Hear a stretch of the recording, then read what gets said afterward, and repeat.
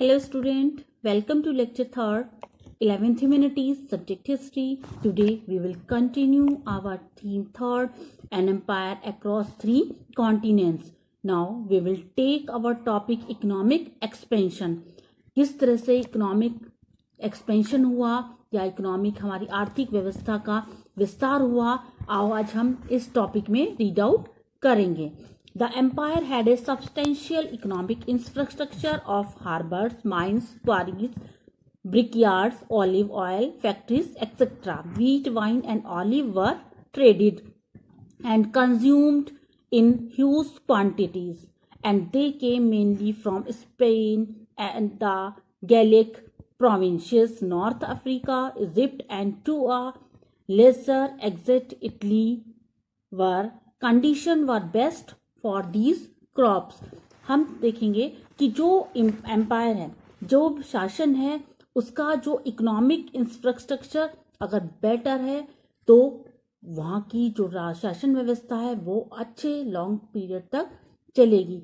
जैसे कि यहाँ पर जो एम्पायर था उसने अपने शासन में, उनके शासन में बहुत ज़्यादा जो रोमन एम्पायर था उस टाइम पर इकोनॉमिक इंफ्रास्ट्रक्चर या इकोनॉमिक ढांचा बहुत ही व्यवस्थित था. बहुत सारी क्वारीज थी, ऑलिव ऑयल फैक्ट्रीज, ब्रिकयार्ड, ये सारी बहुत सारी फैक्ट्रीज वहाँ पर इस्टेब्लिश हुई. वीट, वाइन और ऑलिव का वहाँ पर बहुत ज़्यादा ट्रेड किया जाता था और ये बहुत ज़्यादा ह्यूज क्वांटिटी में इनको कंज्यूम किया जाता था. और ये सभी जो ट्रेड है वो नॉर्थ अफ्रीका, इजिप्ट के से किया जाता था. और इटली में जो उसकी कंडीशन थी वो बेस्ट कंडीशन थी इन क्रॉप्स की. इट मीन्स कि इटली में इन क्रॉप्स को बहुत ज्यादा वहां पर ग्रोन किया जाता था. In this way we can now say with some confidence that Spanish olive oil, to take just one example, was a vast commercial enterprise that reached its peak in the year 140 to 160. It means हम कह सकते हैं कि पूरे confidence के साथ कह सकते हैं कि जो स्पेनिश ऑलिव ऑयल था वो एक बहुत ही बड़ा एग्जाम्पल था कॉमर्शियल या एंटरप्राइजेस का, जो कि उस टाइम पर 140 से लेकर 160 तक अपनी इतना ज़्यादा ट्रेड हुआ कि वो अपनी पीक पर पहुंच चुका था. The Spanish olive oil of this period was mainly carried in a continent called Brazil 20. If we find of Brazil 20 are widely scattered across sites in the Mediterranean, this suggests that Spanish olive oil circulated very wide indeed. It means कि जो हमारे यहाँ पर जो ये olive oil था ये Mediterranean side से वहां पर पूरे में फैला हुआ था और इसका जो वास्तव में स्पेनिश ऑलिव ऑयल था वो पूरे में वाइडली सर्कुलेट किया जाता था. This would have only have happened if Spanish producers supplied a better quality oil at lower price. इस तरह से जो ये ऑलिव ऑयल है, स्पेनिश ऑलिव ऑयल, ये बेटर क्वालिटी का ऑलिव ऑयल सप्लाई किया जाता था और बहुत ही कम प्राइसेस में या लोअर प्राइस में इसको वहां पर प्राप्त किया जाता था. इसीलिए इतना ये वाइडली पूरे में विस्तृत रूप से इसको भेजा जाता था या इसका इतना ज्यादा व्यापार किया जाता था. In the other words, the big landowners from different regions competed with each other for control of the main market for the goods they produced. It means कि जो दूसरे कंट्रीज थे वो भी इसको, दूसरे लैंड ऑनर्स थे वो भी इसको डिफरेंट रीजन्स के साथ इसको compete करना चाहते थे और इसके जो कंट्रोल था मार्केट के ऊपर, उनका इसका ऑलिव ऑयल का मार्केट के ऊपर पूरी तरह से अपना कंट्रोल था. North African producer olive state in this part of empire dominated production through most of the third और फोर्थ सेंचुरी में इसका प्रोडक्शन बहुत ज्यादा किया जाता था. इसने इसके प्रोडक्शन में सर्वोच्चता प्राप्त कर ली थी. Syria and Palestine became major exporter of wine and olive oil.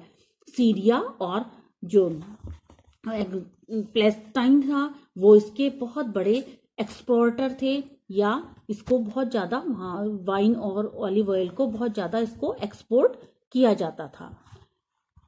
Africa show a dramatically reduced presence on Mediterranean markets. The best kinds of wine came from Campania, Sicily, exported large quantities of wheat to Rome.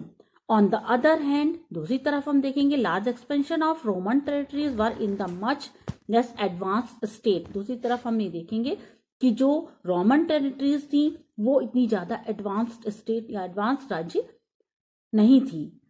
As Roman states expanded in North Africa, the pastures of those communities were drastically reduced and their movement more tightly regulated. उनका जो movement था वो भी बहुत कम होता था। We should also be careful not to imagine that because this was the ancient world. ये ऐसा नहीं था कि वो सिर्फ इमेजिन कर सकते थे कि एक एंशियंट वर्ल्ड या प्राचीन संसार की ही कल्पना कर सकते। When we think of the Roman Empire, we should never forget these differences. अगर हम रोमन एम्पायर की बात करते हैं तो हमें इन सारे डिफरेंसेस को नहीं भूलना चाहिए। Form of their culture, the economic life were necessarily backward or primitive. On the contrary, diversified application of water power around the Mediterranean as well as advanced in water powered milling technology, the use of hydraulic mining techniques in the Spanish gold and silver mines. इस तरह से जो वहाँ पर silver mines या gold mines की new technology को वहाँ पर इम्प्रूव किया गया। The existence of well organise commercial and banking network, जो बैंकिंग का और कॉमर्शियल नेटवर्क था उसको भी ऑर्गेनाइज किया गया। The widespread use of money are all indication of how much we tend to underestimate the sophistication of the Roman economy. इस तरह से जो ये वाइड स्प्रेड मनी को बहुत दूर दूर तक उनके पास जो उनका यूज है मनी का यूज किया जाता था, इसका इंडिकेशन है कि वो किस तरह से पूरा रोमन इकोनॉमी पे वहां पर वो छाए हुए थे। This is the issue of labour and the use of slavery. इसने स्लेवरी और लेबर का इशू भी इसने वहां पर इंक्रीज कर दिया या इस प्रश्न को उठा दिया। थैंक्स।